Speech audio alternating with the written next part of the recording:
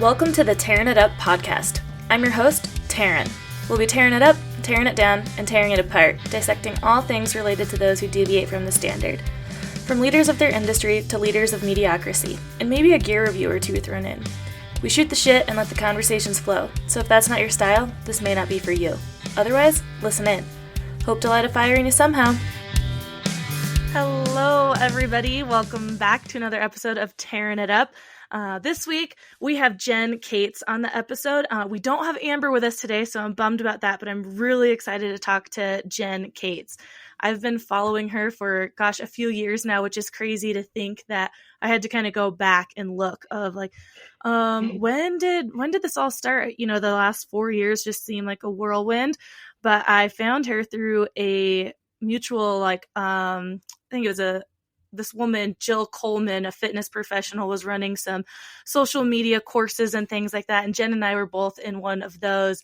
And I started following her on her Instagram, Shift Human Performance. And she's a bike lover and fanatic and a strength coach. And I was like, this woman is just doing everything that I want to do.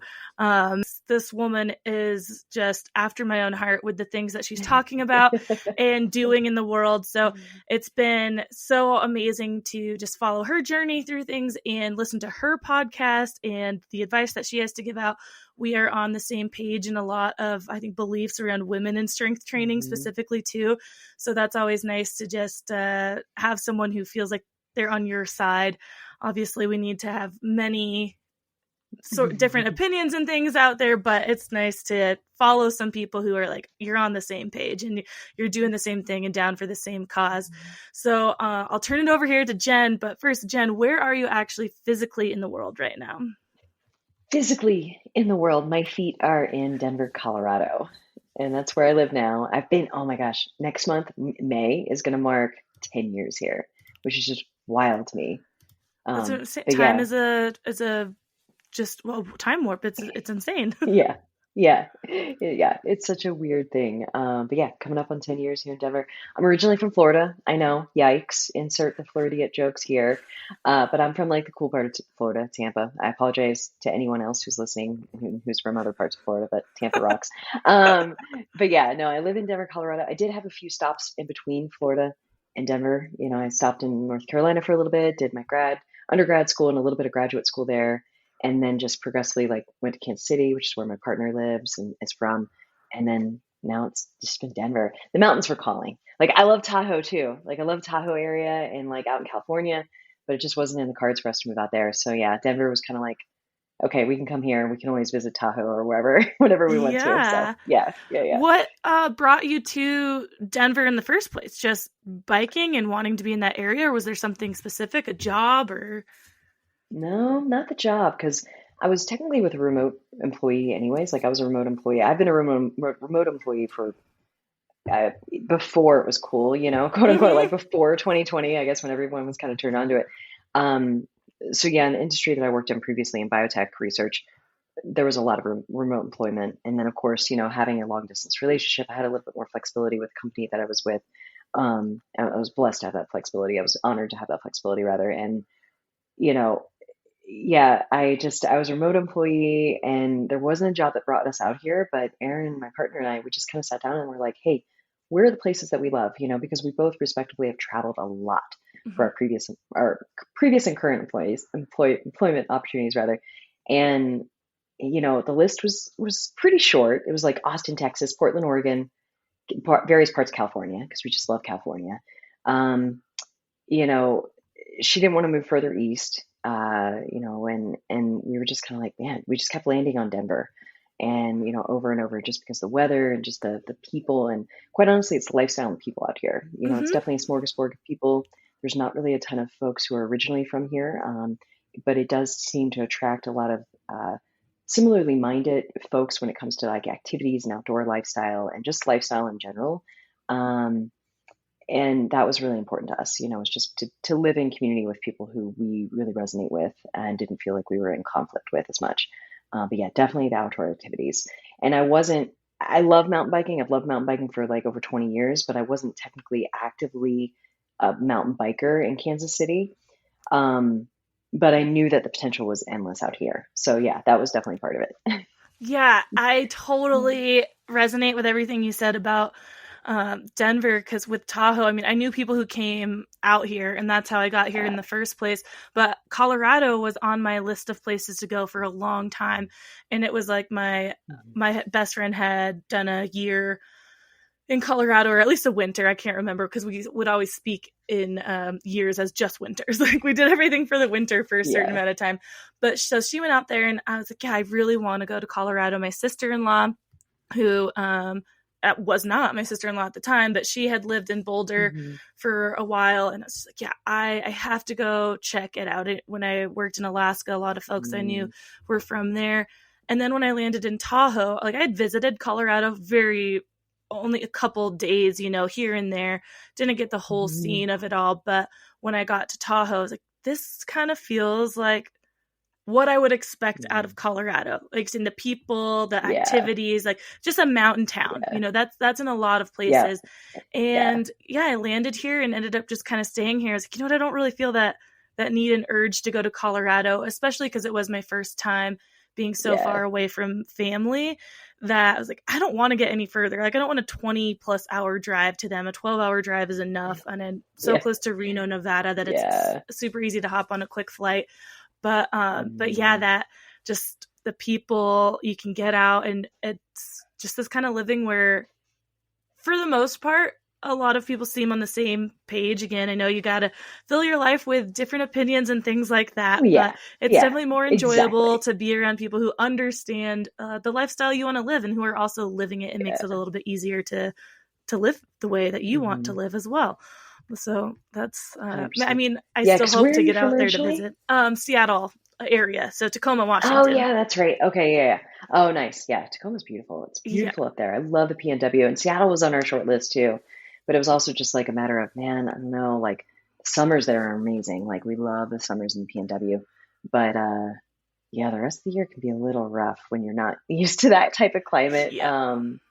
And just the overcast clouds. And now we're ruined because now we live here Yeah. and it's sunny so many days of the year, that when we do go to other places and it's overcast, like we feel it after a day. We're like, oh my gosh, Colorado's kind of ruined us now. So now I think we need to permanently live in Colorado, Yep. which is kind of frustrating, but Yeah. it's fun. No, that's exactly how I feel. I've been down here in Tahoe for almost 10 years, and the last few times I've gone back up to Washington, all my family is still there, and a lot of my close friends. I feel like such a baby when I go there. I'm like, I'm freezing. Like when I go in the winter, because like 45 degrees here, it's like 45 and sunny, and Yeah, I'm like, oh, it's warm. Like this is warm. It's crazy. I don't need dry. this. And then Yeah. like in Washington, 45 degrees, I'm like cold to the bone and just freezing the whole Hmm. time. I'm like, yeah, I've been a little bit ruined because similar to you, I think over 300 days of sun, and we're Yep. so high and dry that yeah, the Yeah. temperatures they're so drastically different than the temperatures in the Northwest. And I love the Northwest so much, and there's tons of people and places up there, Hmm. that have the same kind of vibe and living lifestyle and whatnot. But I don't know, I just spoiled down here, that's for Hey, sure. I get it. We're Yeah, spoiled rotten. I guess it's a good problem to have, right? exactly. So you're almost 10 years in Denver then too, right? Hmm. Awesome. Yep. We're Yeah. I right know on we kind of made par the, with the yeah, exactly. We made the move. Get out of yeah, town. Yeah, the awesome. West was calling. Well, so you mentioned that you worked in biotech. I I am did. super curious Yeah. to hear a little, like, some about that, and how you obviously got to where you're at today. But what I feel like that is a pretty kind of general, to me, anyways. Yeah. It feels like this could Yeah. mean so many things. So, what did you do in the biotech industry? Yeah. So I've started grad school, started to get into like MPH work, got like halfway through the program. And then unfortunately I started to travel a lot more at the time. And this, of course, was back in the time, God, this makes me sound so old, but like back in the time when Wi-Fi wasn't as prevalent, and it was an online program through UNC Chapel Hill, and it was a phenomenal program, but they were still kind of learning online education at the time. And then also, Wi-Fi just was not as plentiful as it is right now. Like hotspots on our cell phone wasn't a thing back Yeah. then, because this was like in the like mid 2000s, right? Um, like 2003 to 2008-ish, like right in that range. And so yeah, I've always had an affinity for like health and public health and just I love the combination of public health. Well, of course, now folks understand I think public health a little bit more, but I Mm-hmm. personally love the interaction between policy and implementation and like what we can do at the community level. Like that has always been attractive to me. So I was working in the nonprofit sector actually at the time doing a lot of HIV/AIDS research, which is my passion from when I was a teenager because I was a sex educator back then and kind of teaching kids like, hey, this is how we can have safer sex and things like that. So it's always been like a huge passion of mine. Did HIV/AIDS research for a little while at a nonprofit called FHI 360, and I loved working there. Still have good friends from there. And then I started to go what we call to the dark side, quote unquote. You make the shift from nonprofit to, unfortunately, like a way that you can actually make a little bit better living. Mm-hmm. So I started to work for the industry side of things, so biotech companies. But before that, I worked for a contracting organization where we were basically subcontracted by the biotech companies and by the pharmaceutical companies to do certain elements of work that was our specialty. Mm-hmm. Because it's actually sometimes it's a little bit more feasible for companies to actually hire individuals, that it's their specialty instead of bringing them on as employees, if that makes sense. Because then you have to Mm-hmm. pay for benefits. You know how it is. Yep. Um, Yay, capitalism in corporate America. But yeah, so I worked in the biotech industry for about 12-ish years and loved it. I basically worked on the research side of things. So I worked on research and development side of things, on the clinical aspect side of things. So it was patient facing. I was not patient facing. I was behind the scenes checking the data basically and making sure everything was good to go for FDA inspections and things like that. Any type of audits that might be into play. But I was more or less overseeing patient safety, and Okay. just making sure that the patients, when research is into play, they're always at the center. They're at the center of everything, and they're the focus of everything. And their safety is always paramount. And I know this sometimes goes against with what people think, hashtag big pharma does, Mm-hmm. but we bend over backwards to make sure that their safety is paramount in all of our studies. I mean, that's our goal. We never want to do harm to anyone. And, I was basically there to provide oversight and to provide any type of oversight with quality as well. So patient safety, sure, that's very important as well, but just the quality of the study and the quality of the research that we're doing, that was incredibly important. So I basically did a lot of nerdy stuff behind the scenes and loved what I did in those 12 years, but I did travel a lot. So I Mm-hmm. traveled all throughout the nation, in Canada as well, and to Europe as well, Oh, and wow. just kind of, yeah, so I still have those miles. I still have those miles and hotel points that I use to this day. But I was also always coaching part time because coaching has been such a passion of mine since I was in college, and Like coaching for strength training, personal training, or mountain bike or gravel bike So coaching? not so neither. So I actually Oh. did yeah, so I did some strength training, sure, like a little Mm-hmm. bit from the personal trainer hat because I was going through a program at the time to take my CPT, do my certified personal trainer certification and things like that. But at the time I was actually a spinning instructor. So I was more on the bike. So just in spinning instructing, not necessarily with a mountain bike focus. Mine Mm-hmm. was actually more of a road bike focus because I actually was a roadie back then. Okay. I know, I'm letting all my ghosts out of the closet today.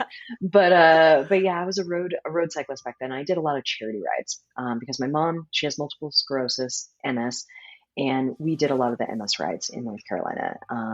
And I have a friend who works at the MS Society, so we just did a ton of charity miles for them every year. And I had a huge team. They were such a group of loving humans called Mary's Marvels, named after my mom, and Aw. we wore superhero capes on these like little group rides and stuff. But we would do indoor training rides during the winter and things like that to help prep us for when we got out into the season, spring and summer, and did these charity rides and stuff. So Got it. yeah, I was a spinning instructor. That was my little first toe dip in the element there. And then I got into actually like meditation, coaching, and just providing guidance on that. And then I got into like, okay, the strength training, because that's the element that I'm really interested in. So did that and then health coaching, and then the rest is history. But Wow. yeah, it all started with me doing coaching part-time while doing the corporate thing. And as I got closer to 40, basically I started to have like a little bit of a midlife crisis Mhm. and was like, oh God, why am I not following my passion? Like I love public health and I loved biotech and I loved research. And there's still part of me that loves those things as well. Mhm. But I had this unfinished business with coaching that I needed to pursue. So, and I felt like I could help more people that way. Um, yeah, so that's Well, that's where I made the change in 2017. I love that connection because when you look at it on paper, this whole our podcast is about sharing the stories or how people got from A to Z or B or whatever, wherever they're at. It could be just Yeah. zigzagging back and forth. I know that's what my path looks like. It's just a zigzag for sure. Not a straight line by Yeah. any means, but you would look at, I think, on a paper, biotech and be like, how the heck, how did you end up here? And Mhm. so for me, I love that connection of understanding where it came from with public health and having that connection and just caring for people, right? And then with coaching, Yeah. that's what it is too, caring for people and the health and wellness of them and feeling that you're making a bigger difference by being directly involved with them in their training journey or coaching or Yeah. whatever their journey looks like on that side. That's again amazing to put together, and that you just decided, one day, obviously not one day, but you were starting No. to feel that I need Yeah. to make a bigger impact, and how do I do that? And I have this passion over here that I Hmm. feel could be a better or make a bigger impact in following that kind of Yeah. that dream there, that passion, that drive. So with Yeah. coaching, with spinning and starting to feel that like, hey, I'm moving over this direction, what did that transition like Mhm. look like for you? Did it take quite a bit of time? Were you just dipping your toes more in different Yeah. kinds of coaching, or was it like rip the band-aid off, I'm going all in?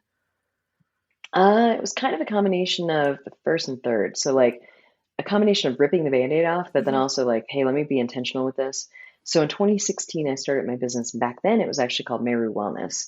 And there's a little story behind that, but I wanted to get into corporate health coaching because that's Mm-hmm. where it came from, and that's Mm-hmm. where I saw the need, just because of burnout and just overexertion, the need for a 4-day work week. Like I could go on, Yes. like there's a Yeah. lot of things that I think need to change, Yeah. just because of our corporate greed, and like Mm-hmm. there's just things that need to change in order for the health of everyone. Because we're doing a lot of things that I think are just too archaic for modern times right now. Yes. Just from the Industrial Revolution times, and yeah.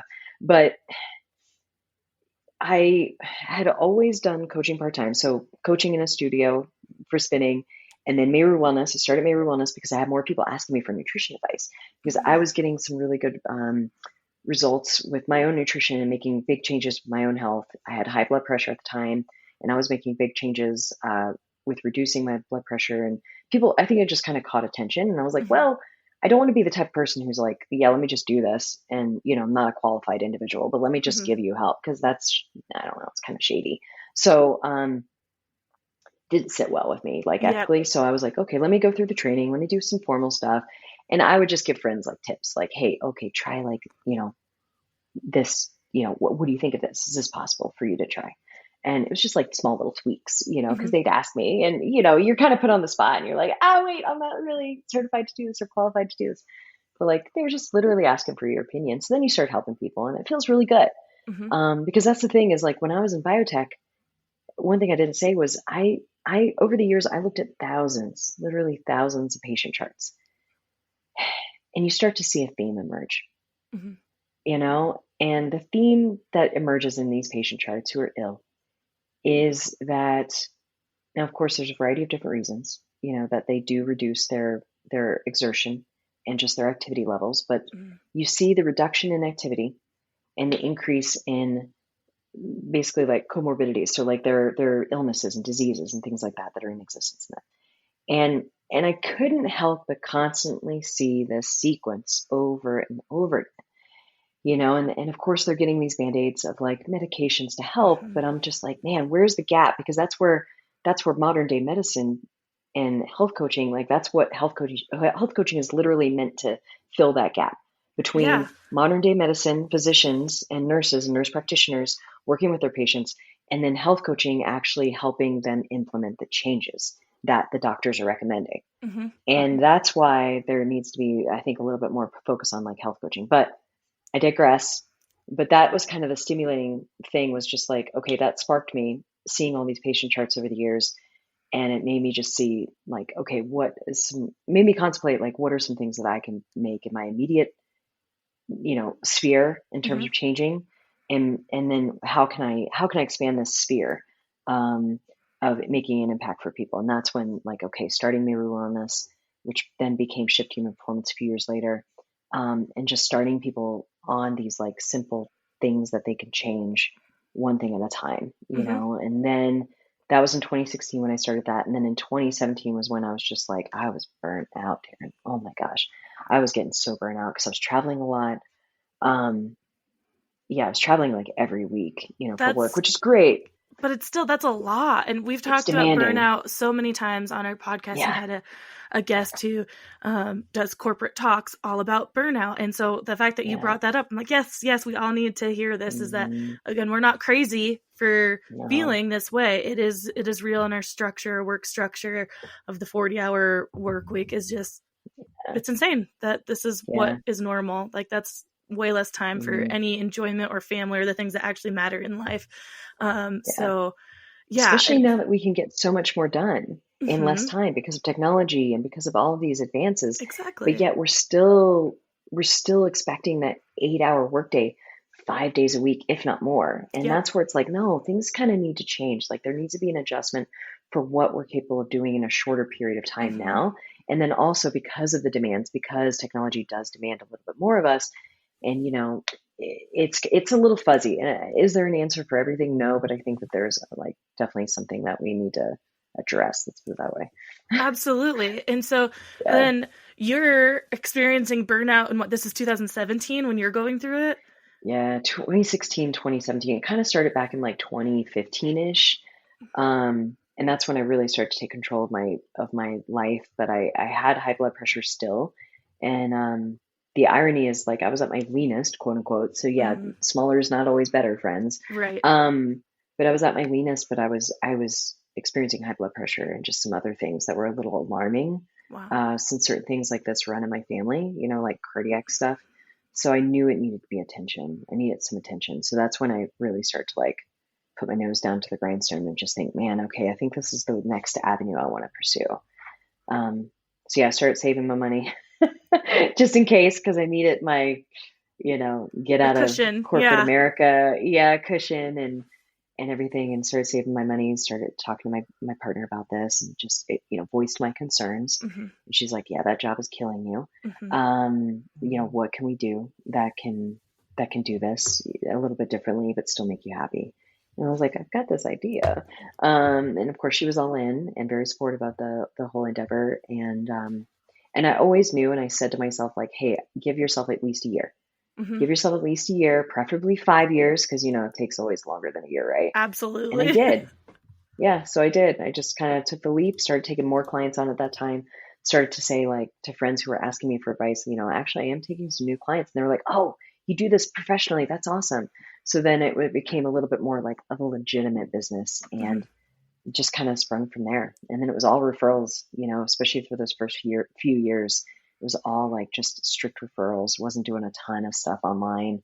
But now in the past couple of years, it's kind of changed because the online presence has grown a little bit more. So yeah. Yeah, the demand is there online. And because when you're experiencing burnout, I mean, it's so crazy to think about time again. It has, like, 2017 doesn't seem that long ago, and then you're like, wait, now that's 7 years ago, and just how much Hmm. more the conversation has opened up just in the last couple years.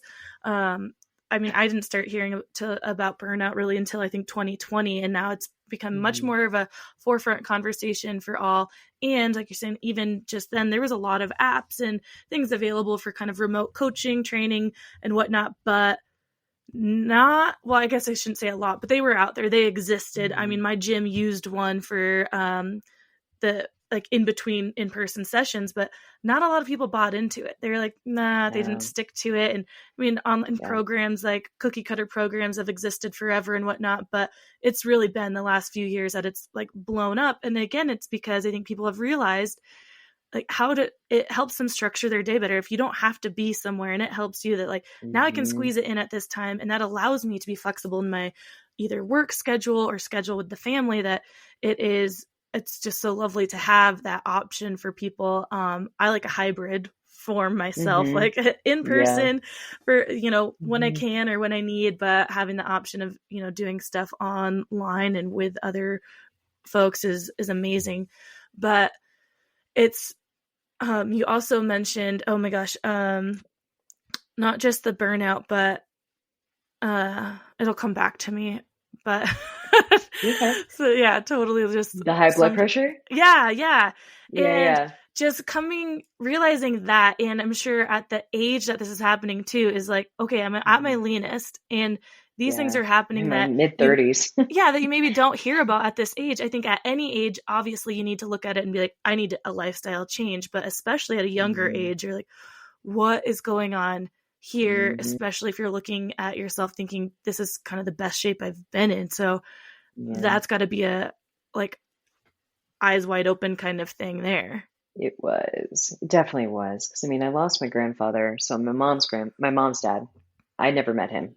So she lost him when she was 18. So Oh, he died. wow. He passed away before I was even born. Massive heart attack, and just some heart stuff runs in the family. I had another uncle who had a widowmaker's heart attack. He survived. But still, it's like, that side of the family, a little questionable with the cardiac health. So of course, when high blood pressure came to light, I was like, oh crap. I need to like press pause, because I am definitely a go-getter. I Mm-hmm. love my work. I just love my work. I was the weirdo that would be there at seven. Ugh, I can't talk right now. I'd be the weirdo who would be there at like 7 a.m. in the office when I was going into an office just because I had quiet time, and Yeah. then I'd leave to maybe go catch a bike ride or something like that after work.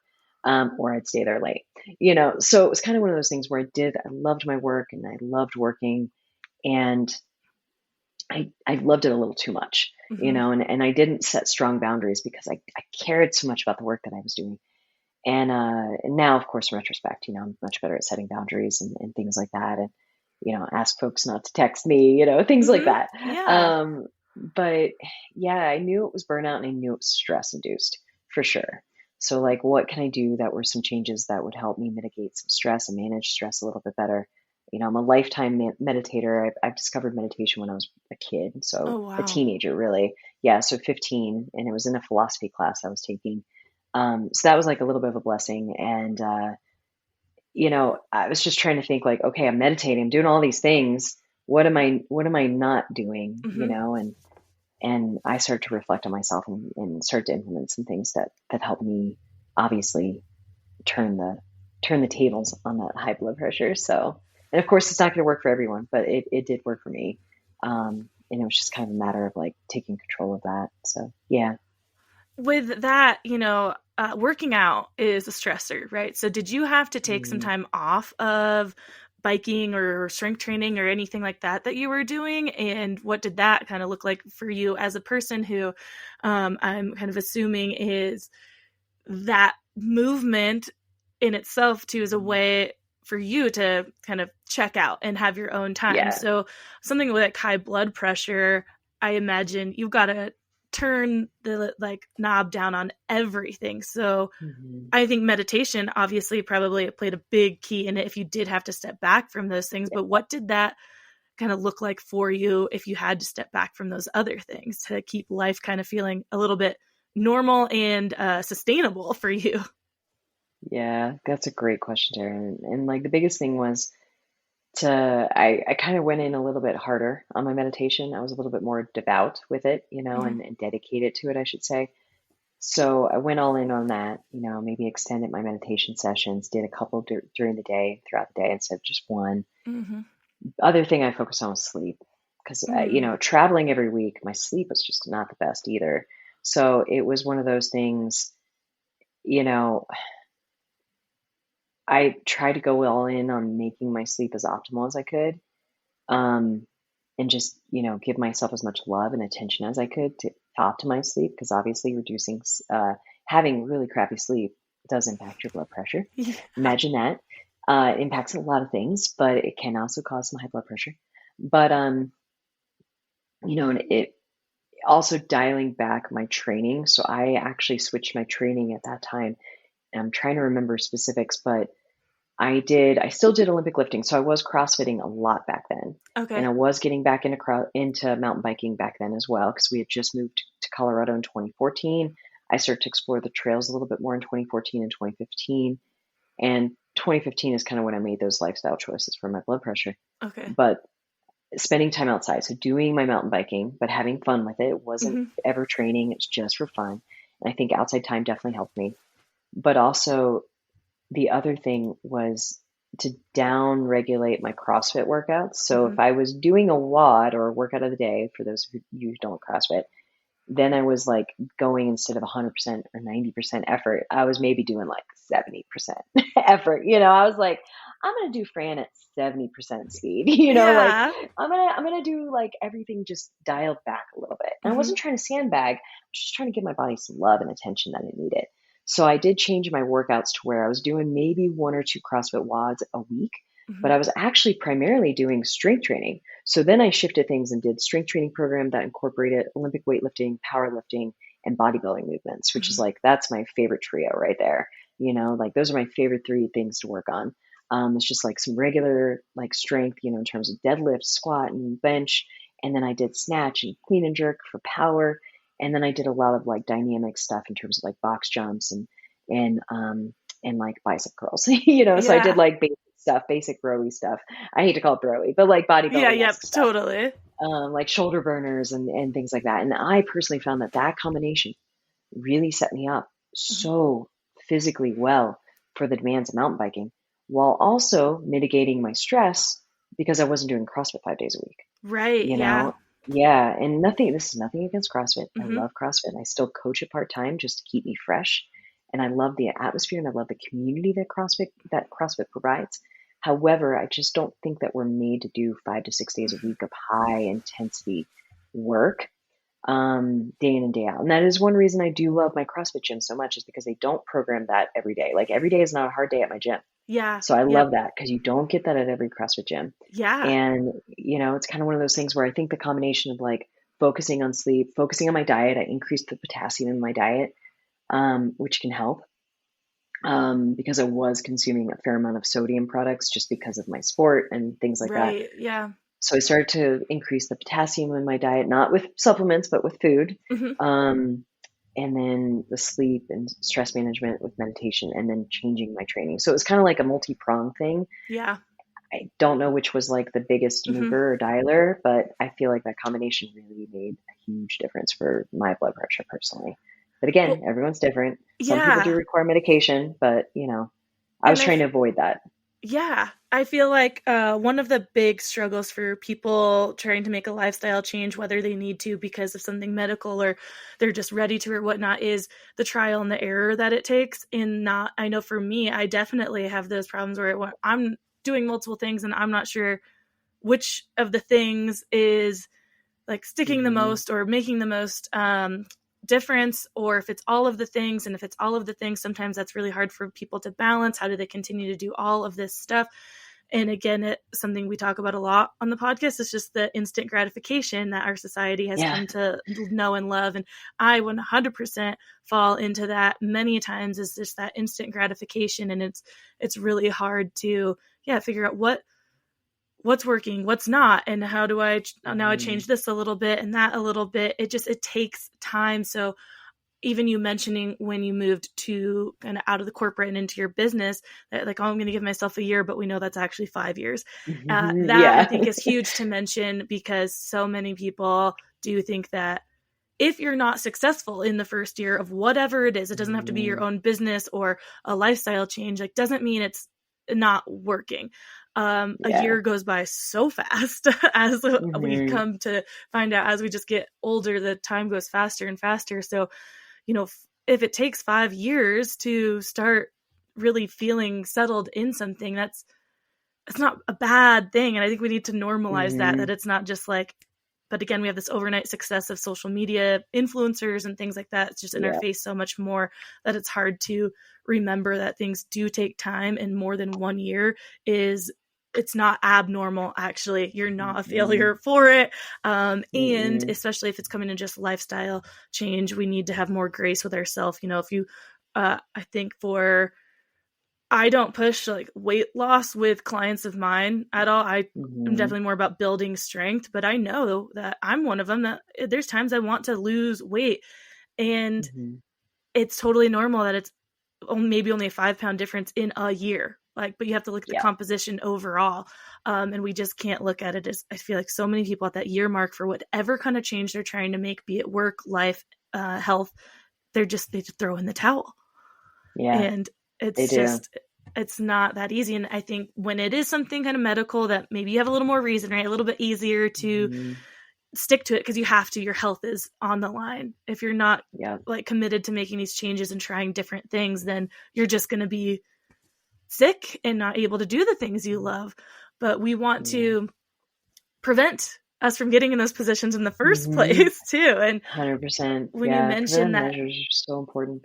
yeah, that kind of gap there is between like health coaching and big pharma and all these things, it's like a lot of that is preventative. And again, with our healthcare, we're not allowed through insurance to access a lot of these preventative healthcare things Mm-hmm. like massage, chiropractor, personal Mm-hmm. training, all of these things I wish were available under all insurances, because overall that's keeping you healthier, that's keeping you out of the Yeah, hospitals, thus insurance isn't 100%. paying more. So I don't know why they don't work Oh, together, but yes.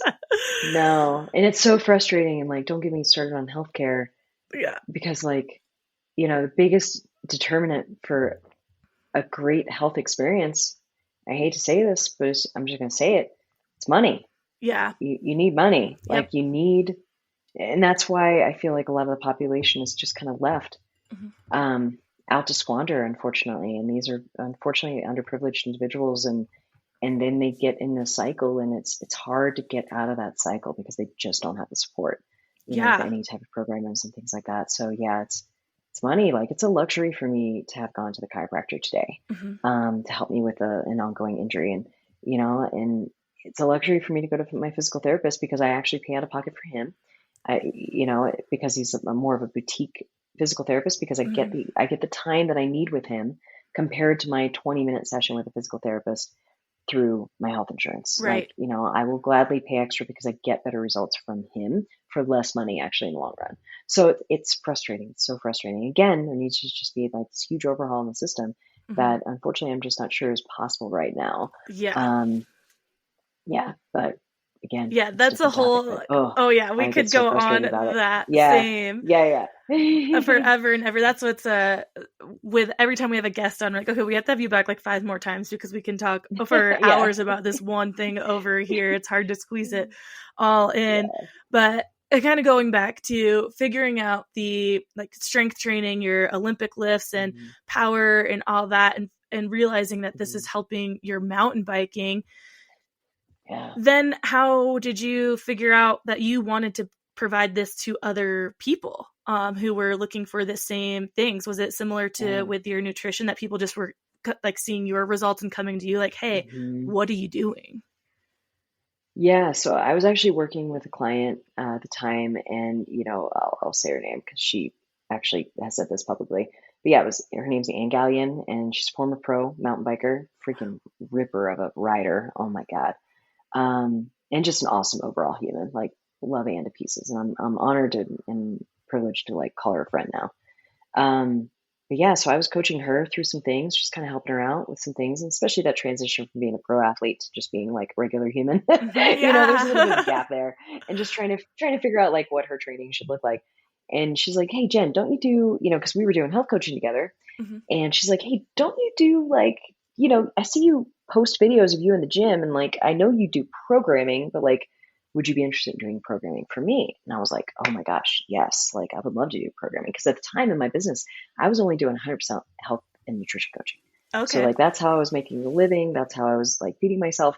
And, and at the time, she kind of put the bug in my ear, and this is maybe like 2018. Mhm, And I was like, yeah, let me put a program together because this is something I want to do, and you're kind of lighting the fire under my butt to do this.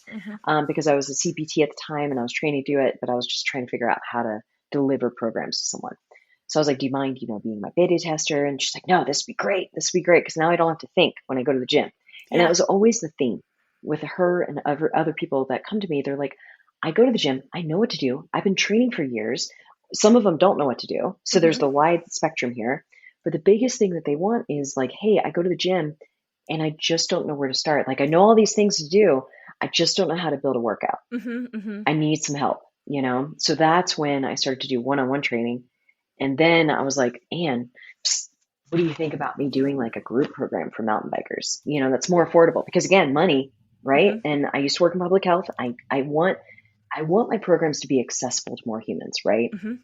Because not everyone, has a certain income or a certain living and things like that, but they still want to do their health. So I'm trying to bridge that gap of like, how can I, sure, I'll have my one-on-one clients, and yes, they're a little bit more of an investment for them, but they're able to. And Hmm. then how can I have individuals who maybe can't necessarily afford that or actually don't even have a need for one-on-one coaching that's Right. customized, but they can still benefit from some sort of programming. And that's when Shred Strong, hashtag Shred Strong came into fruition and came like a real thing because I was like, oh man, let me make this program for other shredders, other mountain bikers, gravel cyclists who like want to be strong, but they don't want to spend 5 days in the gym. Hmm. They want to spend maybe 2 to 3 days doing some strength training.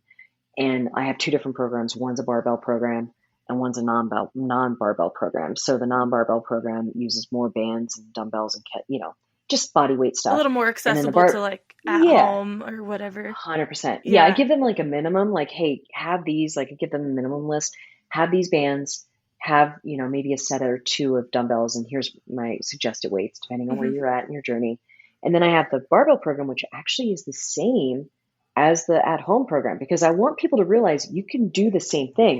And then you Yes. just have to add a barbell to like a couple of the movements, each time. Like literally, that's all it is. Not 100% of your movements have to be with the barbell.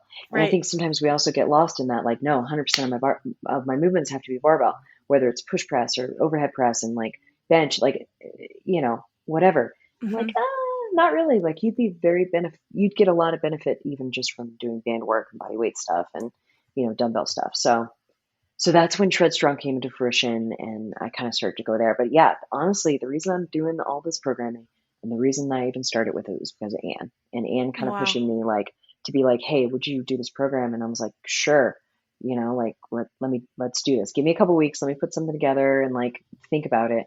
Um, and I kind of made it for her. And I still actually have that program in existence. I don't advertise it.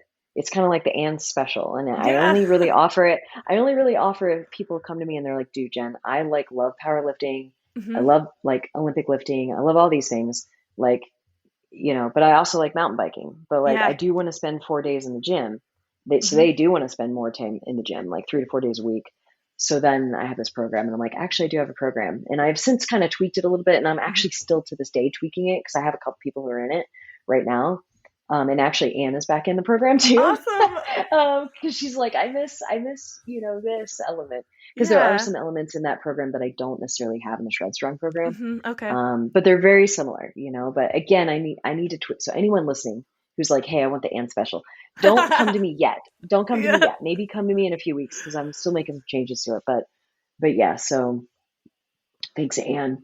Thanks to Anne, I have the business that I have right now and offer the training and stuff like that too. So That's cool. And like a signature program. Well, would you say that yeah, Shred Strong's like your signature kind of like program that yeah, you offer? Yeah.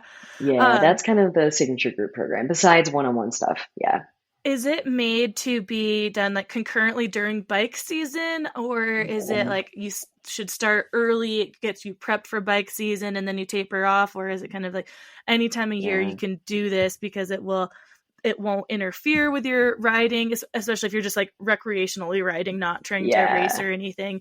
And then it kind of continues the same during the off season, or how does that look? yeah. It's a great question. So I mean, preferably, I would prefer if everyone just stayed on year round, Yeah. because that's the perfect scenario where you're doing off season work or bridge Hmm. season work, and you're strengthening for when you do eventually get on the bike. And then when you're on the bike, great, you're just maintaining it. Yep. And that way you don't hurt as badly when you go to get back into things in the winter or Mm-hmm. fall because you're not biking as much. And then, usually those first few sessions, you're like, oh my God, squats feel awful right now. Like, yeah, of course they're going to feel awful. You didn't squat for a few months because you were Yeah. biking more and like your body just kind of got out of routine, right? So, I mean, in a perfect world, I would have folks follow it 365, Mm-hmm. Um, now, of course, there are a handful of folks who are like, Jen, I'm just going to be realistic. I bike 6 days a week, like and I get it. Yeah. I totally get it. But they're like, don't worry, I'm going to be back in the fall. And they're always so sweet. It's always like the same handful of folks. And I'm like, hey, I totally get it. I totally get it. Just let me know when you come back. But what's funny is the way that I program, because I do a lot of reps and reserve type of programming and Mm-hmm. percentage type of work. So there's never a like, hey, do a percentage of your 1 rep max.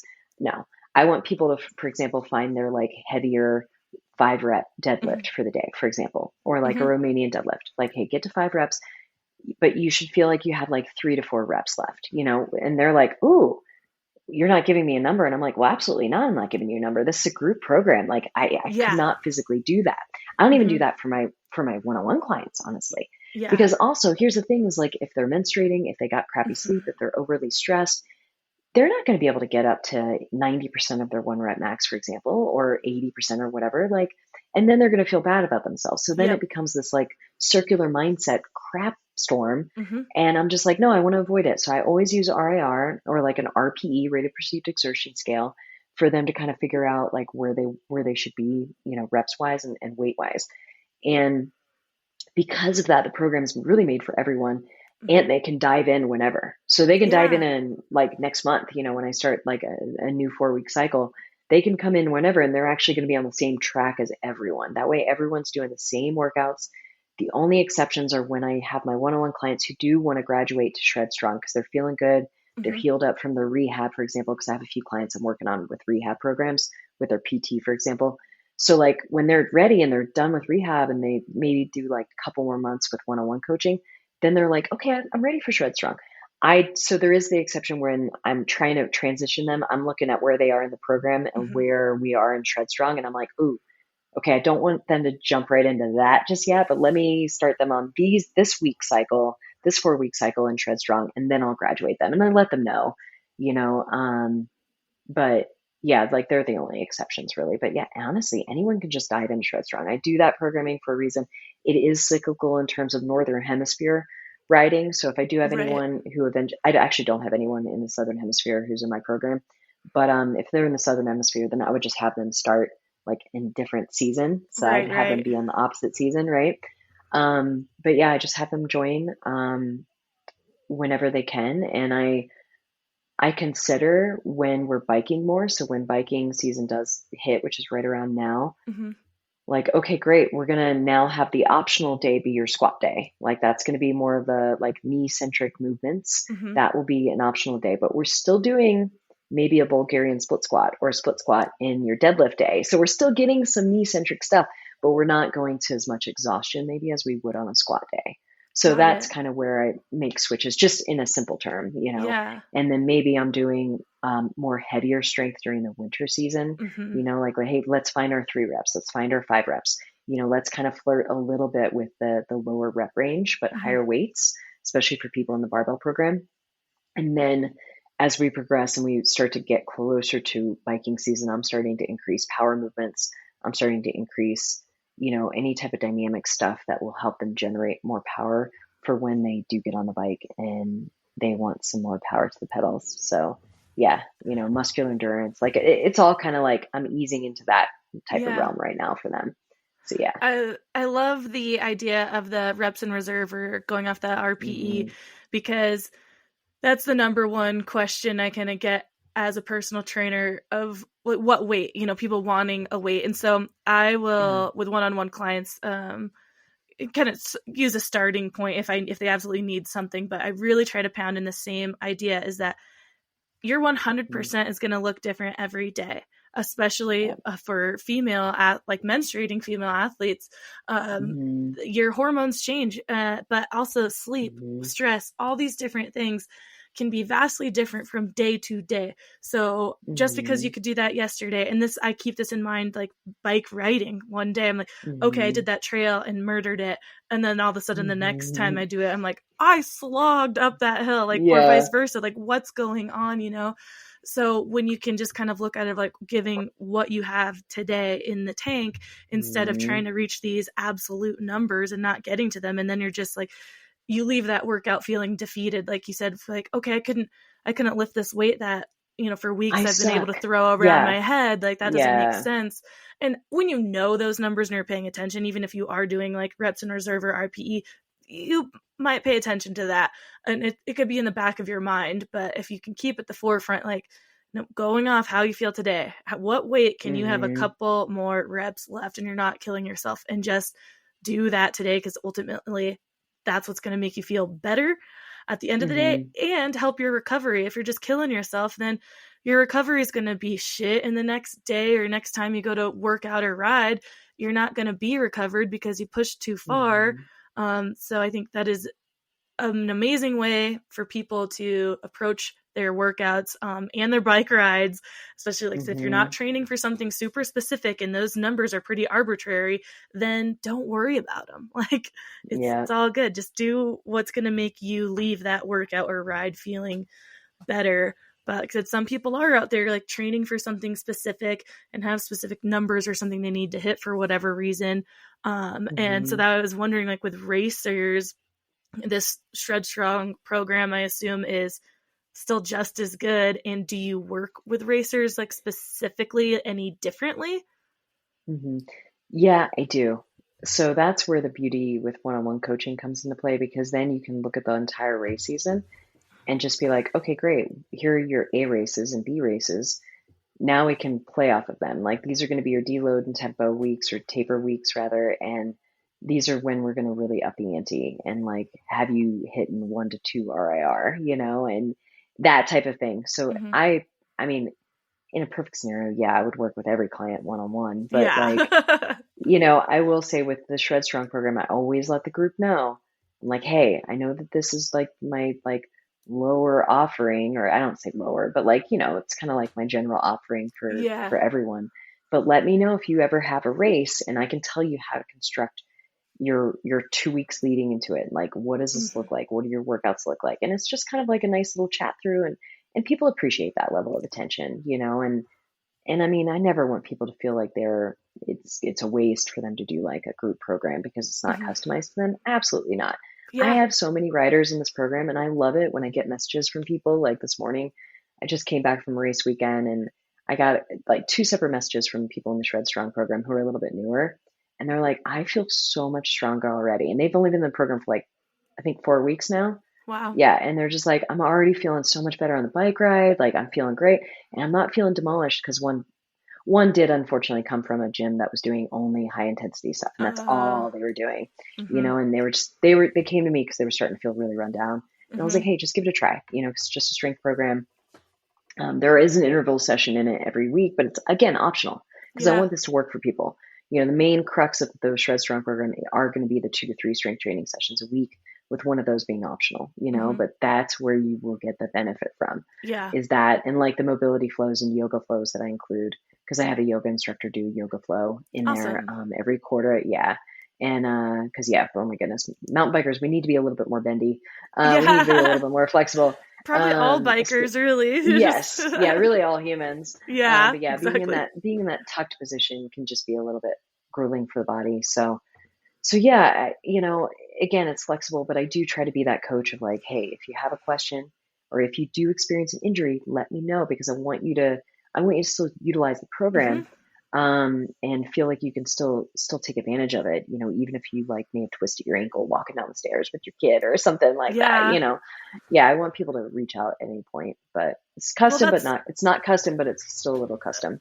yeah, Yeah. I was gonna say that's what makes it much different than, like, I mentioned like cookie cutter programs that you'd see off of like Beachbody or something, like some Hmm. random thing that you just see like, hey, do this. And when they're using weights, I feel like you can definitely tell that, like, Yeah. hey, like 5 pounds for this or whatever, that it's like probably not going to be great for you. For some Hmm. people it works out, Hmm. but like you can tell that you're working with someone authentic, someone who's willing to make the Yeah. changes in the program that will help the person out, because ultimately you want people Mhm. to leave this program feeling good. You want them in the program to Yeah. feel better and to learn these things, and not just like start it and quit because they got hurt. And that's what I was going to mention too, with the using like reps and reserve or RPE and whatnot. That makes it so much more approachable if you are sick and out for a week, or you get hurt, Mhm. or you go on vacation or something, right? If you can continue to do probably a lot of these movements, just going off of how you're feeling that day, and maybe doing body weight or something instead.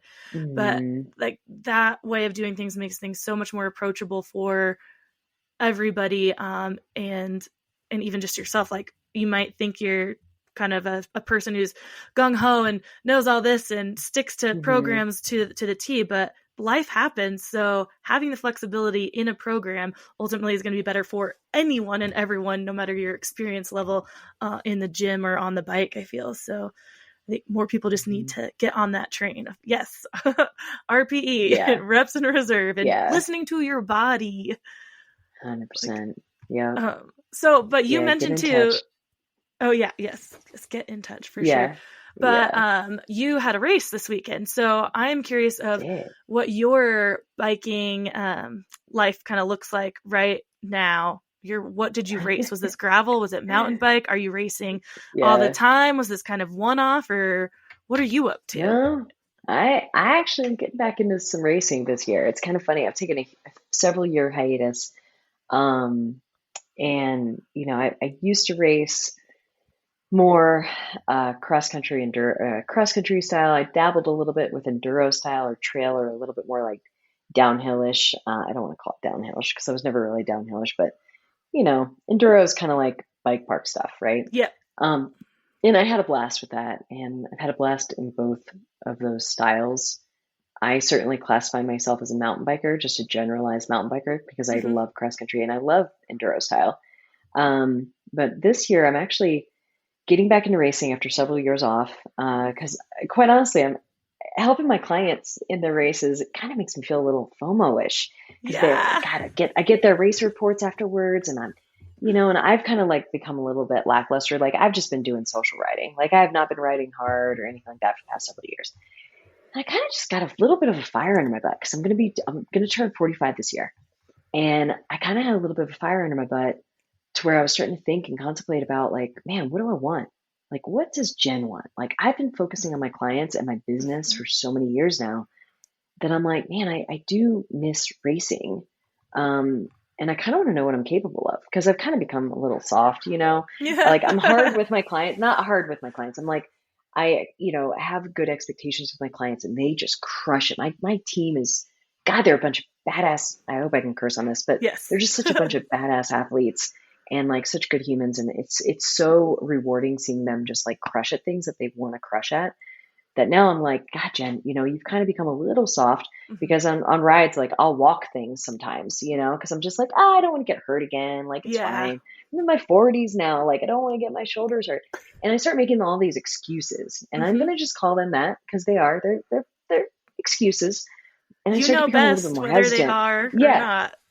exactly. And they really are underneath it all. I Hmm. mean, no, I don't want to get injured, but Yeah, I did start to like think about this, and I was like, you know what? I really want to challenge myself this year. So I'm actually doing a lot of endurance style mountain biking, endurance and cross country style mountain biking. So I got into Leadville on their lottery, wow, and yeah, so I'm doing the LT 100, which is going to be nuts in August.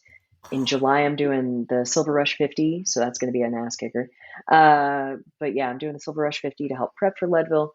The week before that, I'm going to be doing a camp, a 3-day camp at Leadville. So I'll be riding, with my coach because I actually hired a hmm, coach to learn from someone else. I love at being a coach. I love hiring other coaches every few yeah, years, just to kind of to challenge me and to also learn someone else's approach and hmm, see how they're doing it. And plus, honestly, he's a specialist in doing these long style endurance events.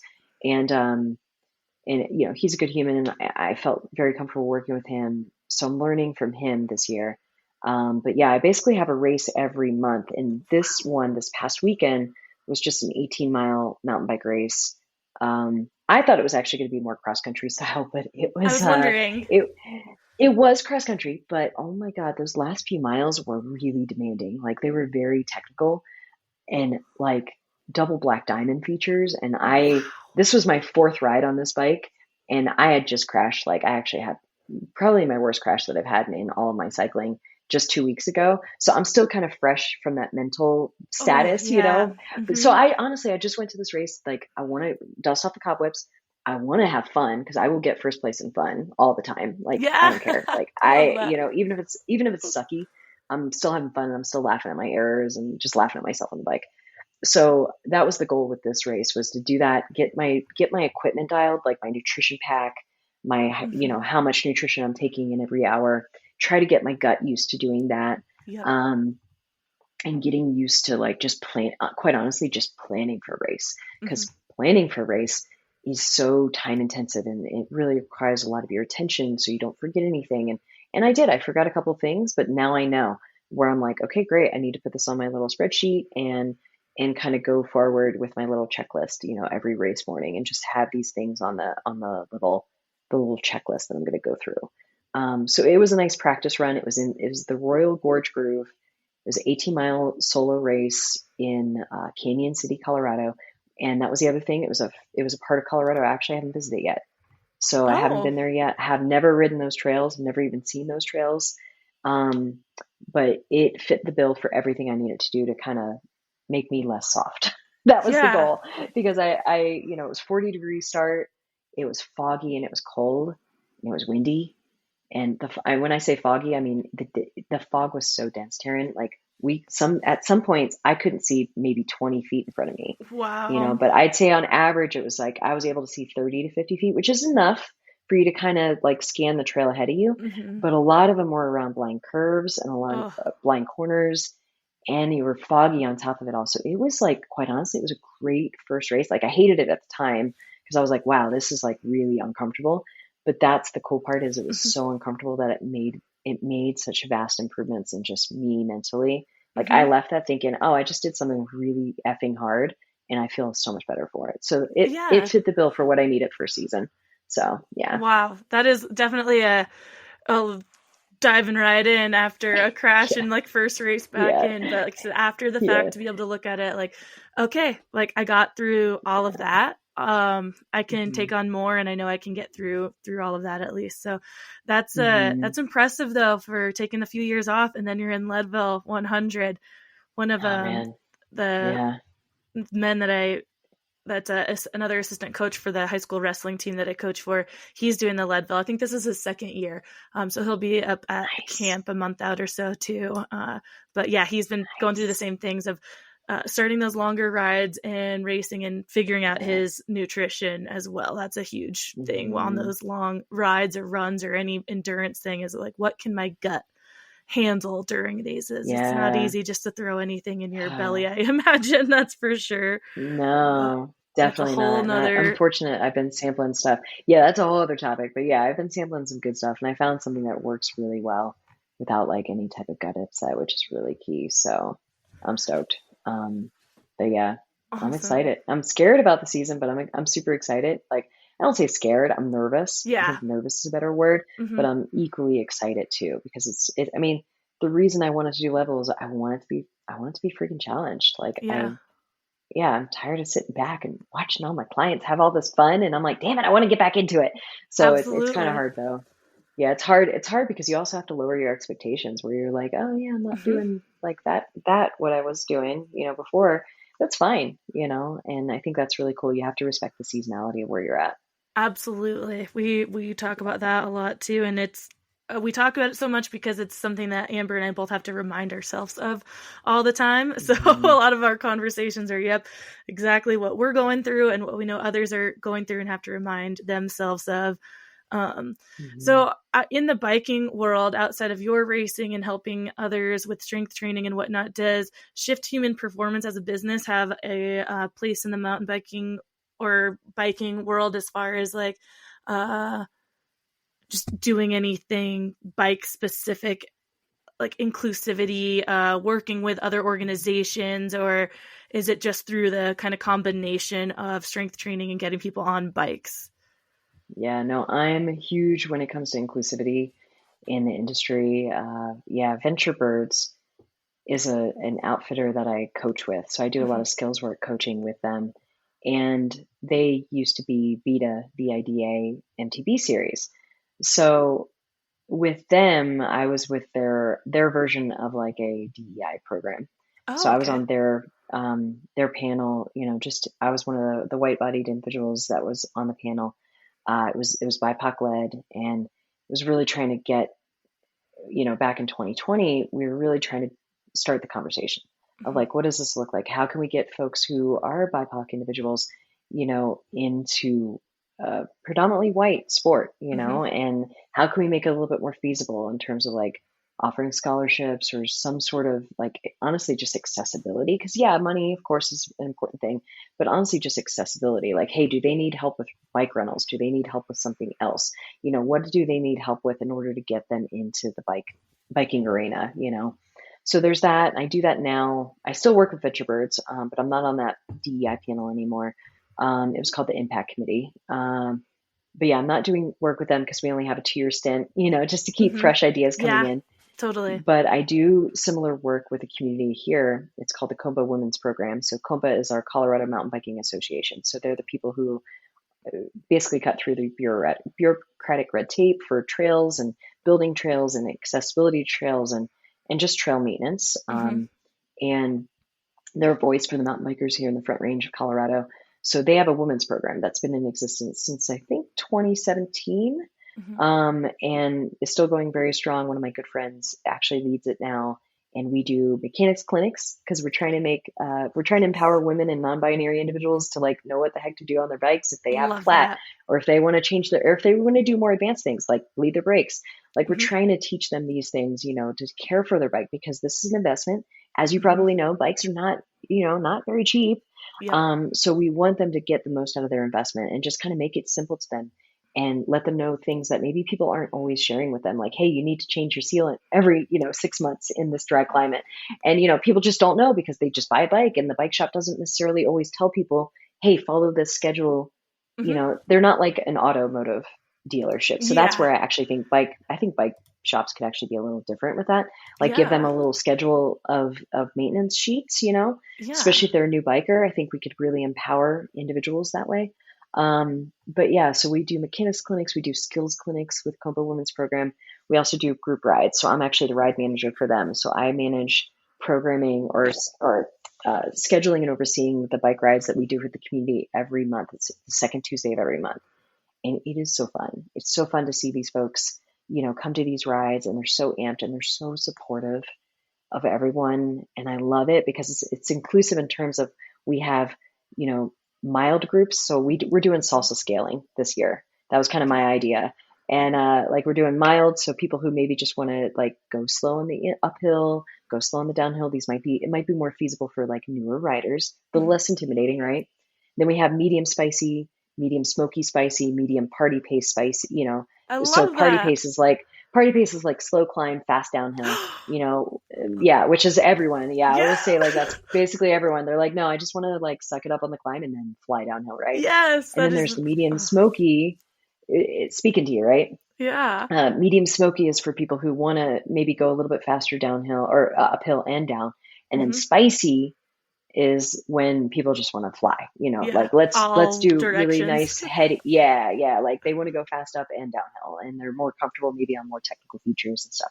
So I it's love really that. just that's how we're doing inclusivity, and that's how we're kind of managing inclusivity in that arena when it comes to like, you know, helping people in our community get to experience mountain biking. Hmm.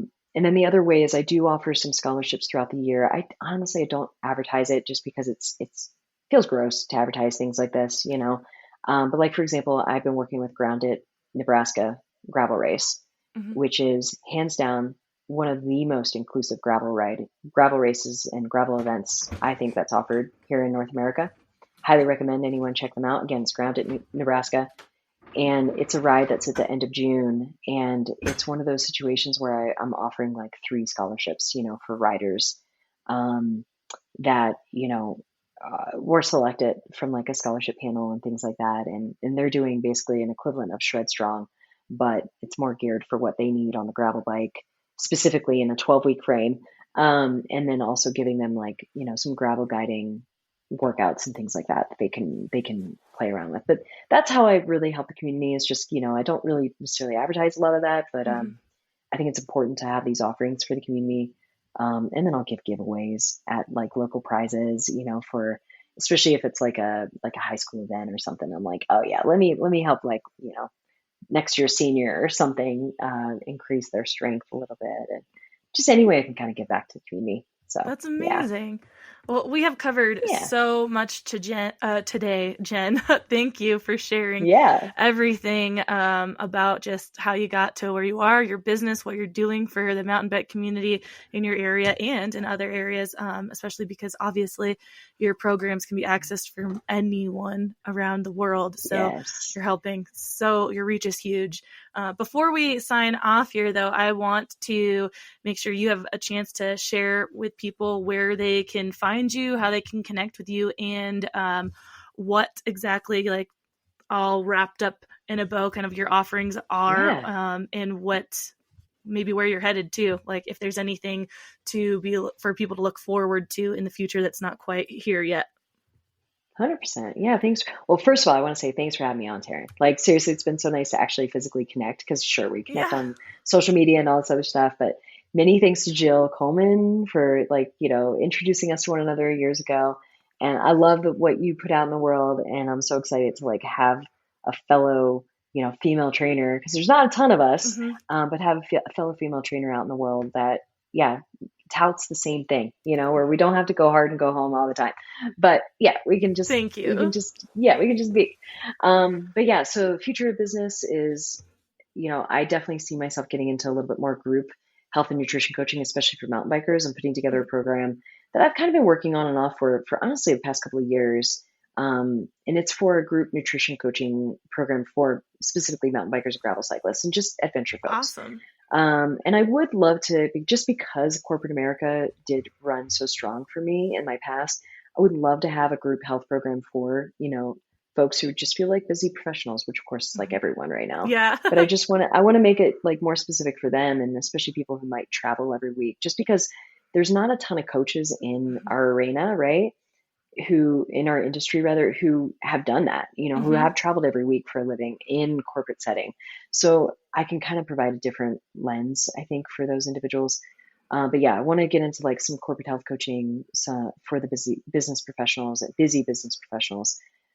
ultimately. But yeah, if this resonates with, folks, and they're interested in reaching out, whether it's about my one-on-one health coaching, one-on-one, fitness programming and personal training, or if they want to learn more about Treadstrong, by all means, check out my website, shifthumanperformance.com. You can also find me on Instagram at shifthumanperformance. And yeah, reach out to me, send me an email, whatever it is. I'd love to connect with people, and you can also just follow along. You don't even have to hire me. You can just follow along for some tips and tricks. Yes, and check out her podcast, Making Shift Happen, Oh yeah. Yeah, for I didn't make a plug. amazing. Yeah, it's all good. All this will be in the show notes, but I mean, all those podcast listeners out there, you definitely have to check out Jen's episodes. She's got a mix of solo episodes and interviews and whatnot, and some short and sweet ones, some longer ones. So a really great mix all around, kind of what she does with human performance and very interesting things. I Yeah. love following it along, Jen. And I want to thank you again Thanks, Sharon. for coming on, and hopefully we get to talk to you again some other time, and maybe on one specific topic that we get to dive all into. But so the first Yeah. conversation is Oh man. always like the whole like breadth of everything. And so listeners, if there's something out there specifically you want to ask Jen about, you can reach out directly to her. You can reach out to us. Always let us know if there's something you'd like to talk more about, because we'd love to have her back on again. But for now, we will talk to you all next week, and thanks everybody out there. We hope you enjoyed this episode and would do us a huge favor, since we don't have any sponsors or anything like that, and would rate and review us on whatever platform it is you use, Spotify, Apple, Stitcher, whatever it is. And if you're listening and downloading just through the website, tearingituppodcast.com, leave comments. We'll definitely engage back with you. And on social media right now, we're just on Instagram. Tearing It Up Podcast is the handle. Like the post, share the post, comment on the post, whatever it is you got. Show us your love so we just stay relevant and show up in the rankings at all. So again, rate and review, please. And we'll see you next time. Thanks.